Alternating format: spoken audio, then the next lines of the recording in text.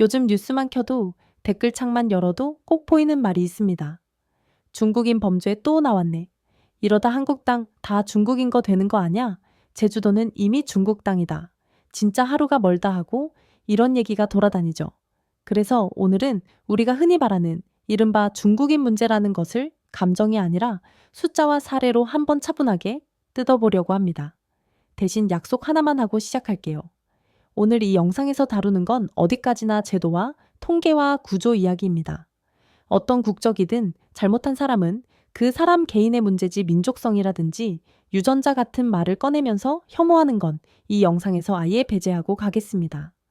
그게 최소한의 선이라고 저는 생각합니다. 먼저 왜 이렇게까지 중국인은 곧 범죄와 부동산과 불법 체류 이런 이미지가 강해졌을까요? 일단 숫자만 보면 중국 국적자는 한국에 들어와 있는 외국인들 가운데 규모 자체가 압도적으로 많습니다. 사람이 많으면 그 안에서 사고치는 사람 수도 당연히 같이 많아지겠죠.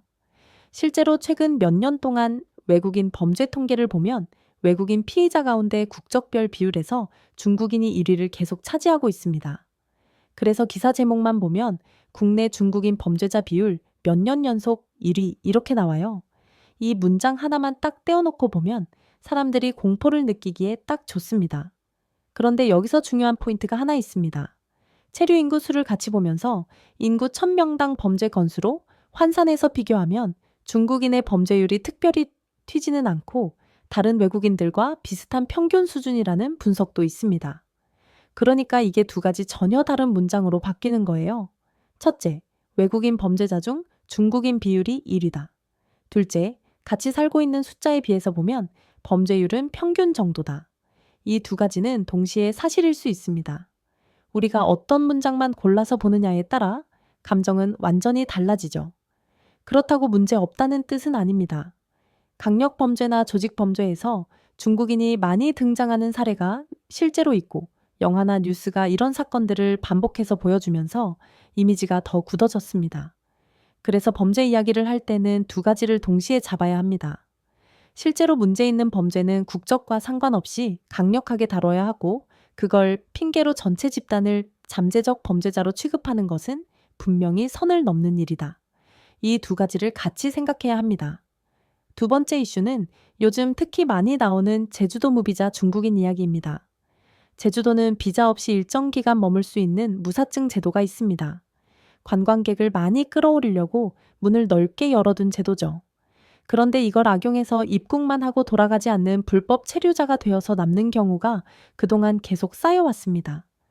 최근 기준으로 보면 제주도에 불법 체류 중인 외국인이 1만 명을 넘었는데 그 가운데 대부분이 중국 국적이라는 통계가 나왔습니다. 이 숫자만 보면 야 이거 진짜 심각하네. 이 반응이 나오는 건 어찌 보면 자연스럽습니다. 실제로 최근 몇 해 동안 제주 무사증으로 들어온 중국인 입국자는 수십만 명 단위이고 입국자는 꾸준히 늘어나는데 불법 체류자는 빠르게 줄지 않으니 이 제도 자체를 없애야 하는 거 아니냐는 논쟁이 계속 이어지고 있습니다. 여기서 우리가 봐야 할 건 중국인 개인들의 특성이 아니라 제도의 설계입니다.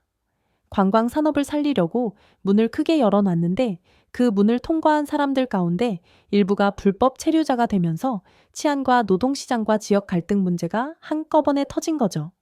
이건 국적을 떠나서 제도와 관리의 문제입니다. 제주가 아니라 다른 지역을 열어놨더라도 비슷한 현상은 충분히 생겼을 수 있습니다. 그래서 이건 무비자를 없애냐 마냐 하는 싸움이 아니라 불법 체류를 줄이면서도 관광과 지역 경제는 살릴 방법이 무엇인가 이쪽으로 논의가 가야 하는 문제입니다. 세 번째로 뜨거운 이슈는 부동산입니다. 댓글에서 정말 자주 보이는 말이 있죠. 이러다 다 중국인 집에서 월세 살겠다. 중국인들이 한국 땅을 다 사들이고 있다. 실제 숫자를 먼저 보겠습니다. 최근 몇 년 동안 외국인이 한국에서 부동산을 살 때 그 외국인들 중에서 중국 국적 비중이 절반 이상을 차지하는 경우가 많았습니다. 어떤 해에는 외국인 부동산 매수 건수 가운데 중국인 비중이 60%를 넘어간 통계도 있습니다. 그러니까 외국인만 놓고 보면 중국인의 비중이 압도적인 건 사실입니다. 그래서 이 숫자를 보고 이게 다 집값 올리는 주범 아니냐 이런 불안이 커졌습니다. 하지만 조금 더 들어가 보면 우리가 상상하는 것처럼 강남 초고가 아파트를 중국인이 통째로 사들이는 그림은 실제 데이터와는 다릅니다. 국토교통부 자료와 연구를 보면 강남 고가 아파트 매수에서 중국인 비율은 매우 낮고 오히려 미국이나 캐나다 같은 다른 국적이 더 높은 경우도 있습니다. 중국인들이 상대적으로 많이 사는 것은 가격이 낮은 아파트와 오피스텔 상가와 지방 토지처럼 수익형 부동산이 더 큰 비중을 차지합니다. 여기서 진짜 문제는 두 가지입니다. 첫째, 내국인에게는 대출과 세금 규제를 빡빡하게 걸어놓고 외국인에게는 규제가 훨씬 느슨했던 역차별 구조가 오랫동안 있었다는 점. 둘째, 토지와 비주택 거래 가운데 위법 의심 사례를 조사했더니 그 가운데 상당수가 중국 국적자였다는 점입니다. 그러니까 중국인이라서 문제라기보다는 규제 설계를 허술하게 해놓고 그 틈새를 누가 먼저 적극적으로 파고들었느냐에 가까운 그림입니다. 이건 제도와 감독의 영역이고 외국인 전체를 싸잡아서 욕한다고 해결될 문제는 아닙니다. 네 번째 이슈는 중국인 유학생과 일자리, 그리고 이른바 캠퍼스 갈등입니다. 지금 한국 대학들은 저출산 때문에 국내 학생만으로는 학교가 유지되기 힘든 수준까지 왔다. 이런 얘기가 많이 나오죠. 그래서 외국인 유학생, 특히 중국 유학생이 대학 재정의 버팀목 역할을 하고 있는 것이 현실입니다.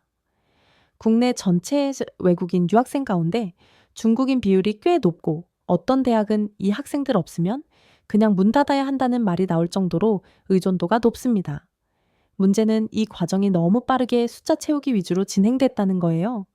교수들은 한국어도 영어도 충분히 안 되는 학생을 한꺼번에 많이 받아놓고 수업을 제대로 진행하기 어렵다고 느끼고 한국 학생들은 팀플에서 통역과 과제를 다 떠맡으면서 불만을 가집니다. 반대로 중국 유학생들 입장에서는 언어와 문화 장벽이 큰데도 제대로 된 지원도 없이 돈 내고 왔으니 알아서 버텨라 하는 식으로 던져지는 경우가 적지 않습니다. 이건 어느 한쪽의 잘못보다는 대학이 구조조정을 미루고 유학생 받아서 버티자는 선택을 한 결과에 가깝습니다. 그래서 앞으로는 유학생 숫자만 늘리는 것이 아니라 언어 교육과 상담과 진로 지원, 한국 학생과의 교류 프로그램까지 통합 설계를 다시 해야 하는 상황입니다. 마지막으로 이 모든 이슈 위에 지금 아주 위험하게 깔려 있는 것이 하나 있습니다.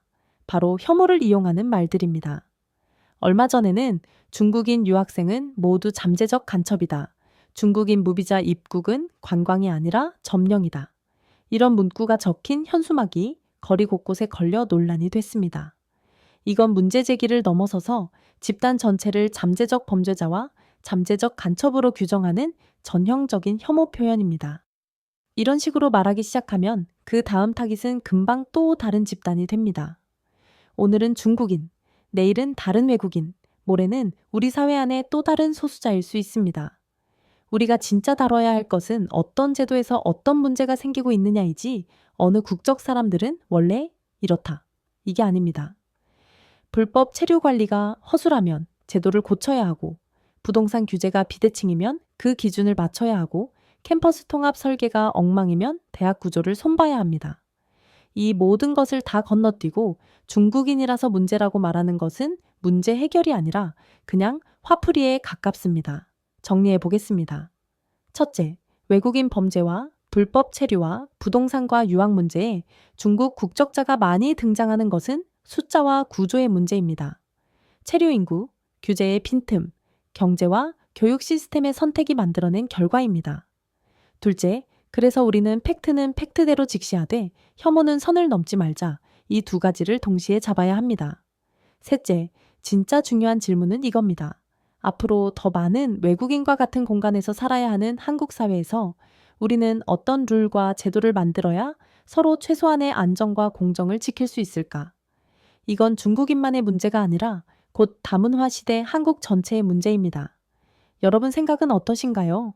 댓글에 이건 너무 과장된 공포 같다. 이 부분은 실제로 더 심각하다.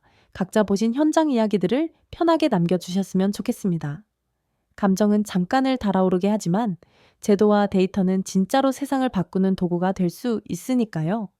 오늘 이야기가 조금이라도 생각할 거리를 줬다면 좋아요와 구독 알림 설정 부탁드리겠습니다. 여기까지 함께 들어주셔서 감사합니다.